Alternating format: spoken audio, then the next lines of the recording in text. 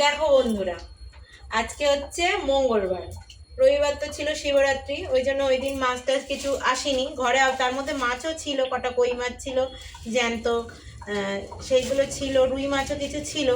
তো আজকে আমার বরমাসাই আবার দেখো এই মৌরলা মাছ নিয়ে আসলো প্রথমে। তো মৌরলা মাছগুলো বরফেরই, আর হচ্ছে দেখো এই যে নিয়ে এসছে, আবার এখন আবার গেছে মাছের দোকানে, ফোন করলো, সেখানে বললো তেলাপুয়া মাছ আছে। আবার এই দেখো তেলাপুয়া মাছ, এটা তো বাজারে, জ্যান্ত কোথায়, ধরে নিয়ে এসছে, মরে গেছে জ্যান্ত, ওই জন্যই দাম কম। তো যাই হোক, এই যে তেলাপুয়া মাছ এবার ভাজা খাবে বলে আমি বসেছিলাম। তো এই যে মৌরলা মাছ আর তেলাপুয়া মাছ, চলো কাটাকুটি করে নিই।